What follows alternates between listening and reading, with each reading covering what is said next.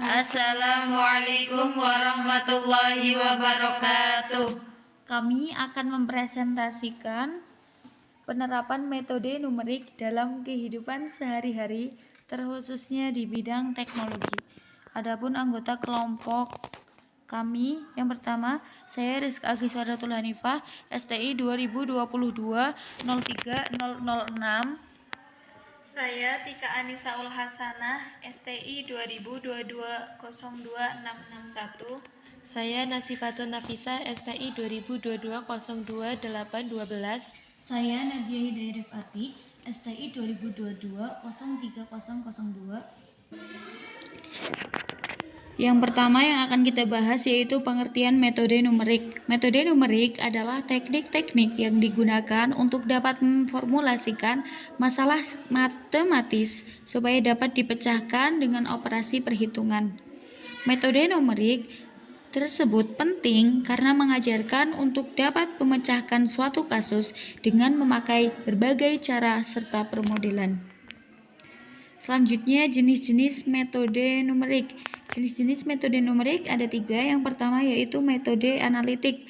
Solusi ini sangat berguna namun terbatas pada masalah sederhana saja. Sedangkan masalah real yang kompleks dan non-linear tidak dapat diselesaikan. Yang kedua, metode grafik. Metode ini digunakan sebagai pendekatan penyelesaian yang kompleks. Kendalanya bahwa metode ini tidak akurat, sangat lama, dan banyak membutuhkan waktu. Yang ketiga, kalkulator dan slide rules. Penyelesaian numerik secara manual. Cara ini cukup lama dan mungkin bisa terjadi kesalahan pemasukan data. Kemudian metode numerik cocok untuk dapat menggambarkan ketangguhan serta keterbatasan komputer menangani galat atau error, suatu nilai hampiran atau aproksimasi dari masalah, dan juga menyediakan sarana untuk memperkuat pengertian matematika. Karena salah satu kegunaan metode numerik adalah menyederhanakan matematika yang tinggi menjadi ke operasi matematika yang mendasar. Selanjutnya yaitu prinsip metode numerik. Prinsip metode numerik ada 6. Yang pertama, digunakan apabila metode analitik tidak bisa digunakan lagi. Jadi apabila kita menggunakan metode analitik lalu kita tidak bisa menggunakannya lagi, kita bisa menggunakan metode numerik.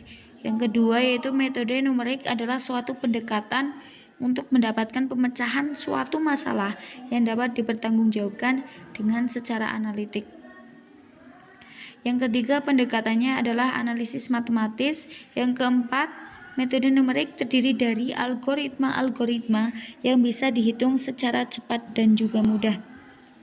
Yang kelima, disebabkan karena berasal dari algoritma pendekatan, maka metode numerik tersebut akan memakai iterasi atau pengulangan.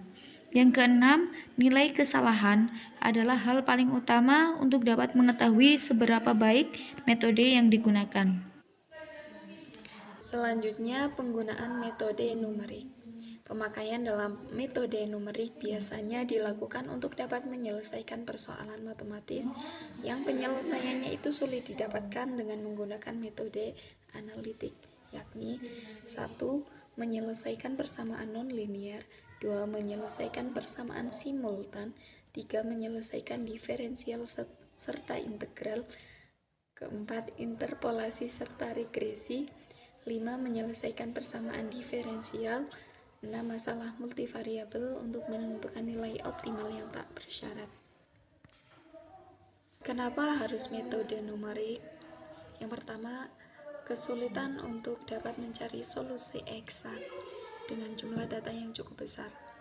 2. Metode analitik tersebut terkadang sulit untuk diterjemahkan ke dalam algoritma. Ketiga, memahami cara dalam penyelesaian suatu masalah dari program aplikasi numerik komersil yang beredar. 4. Dapat membuat program sendiri untuk persoalan khusus. Kelima, metode numerik merupakan alat untuk memecahkan masalah matematika yang sangat handal. Banyak permasalahan teknik yang mustahil dapat diselesaikan secara analitik karena kita sering dihadapkan pada sistem persamaan yang besar, tidak linear, dan cakupan yang kompleks dapat diselesaikan dengan metode numerik. 6.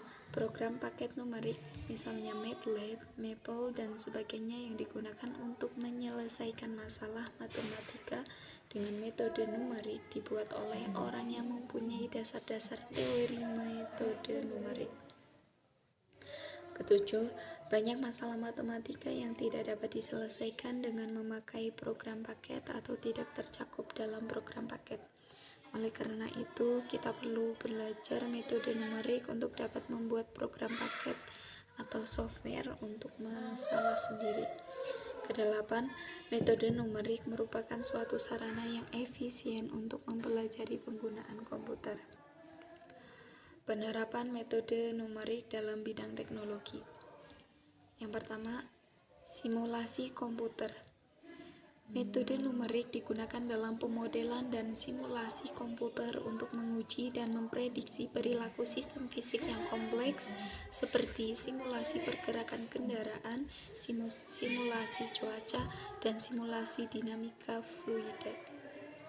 Contoh, simulasi penerbangan pesawat untuk menguji performa dan keamanan, simulasi kecelakaan mobil untuk meningkatkan desain kendaraan yang lebih aman. Kemudian yang kedua, desain dan analisis struktur. Metode numerik digunakan dalam analisis kekuatan struktur dan desain untuk memastikan keandalan dan keamanan struktur, seperti gedung, jembatan, dan pesawat terbang. Contoh analisis elemen hingga dalam perancangan struktur bangunan untuk memprediksi kekuatan, ketahanan, dan respon terhadap beban eksternal. Kemudian yang ketiga, komputasi grafis dan animasi. Metode numerik digunakan dalam komputasi grafis untuk merender objek 3 dimensi, simulasi cahaya dan bayangan, serta animasi realistis. Contohnya, pembuatan film animasi, efek visual dalam permainan komputer, dan pembuatan gambar 3 dimensi dalam desain produk. Yang keempat adalah pengolahan gambar dan pengenalan pola. Metode numerik digunakan dalam pengolahan gambar digital, kompresi data, dan pengenalan pola untuk pengenalan wajah, identifikasi sidik jari, dan pengolahan citra medis. Contohnya, penggunaan algoritma pengolahan gambar dan kamera smartphone, pengenalan suara untuk pengamanan akses perangkat, dan pengolahan citra medis dalam diagnosis penyakit. Yang kelima adalah optimasi dan perencanaan. Metode numerik digunakan dalam optimasi proses, perencanaan rute, dan pengaturan jadwal dalam berbagai industri, termasuk transportasi, logistik, dan produksi. Contohnya, optimasi rute pengiriman barang, penjadwalan produksi untuk meningkatkan efisiensi, dan perencanaan jadwal transportasi umum. Cukup sekian presentasi yang dapat kami sampaikan. Kurang lebihnya mohon maaf. Wassalamualaikum warahmatullahi wabarakatuh.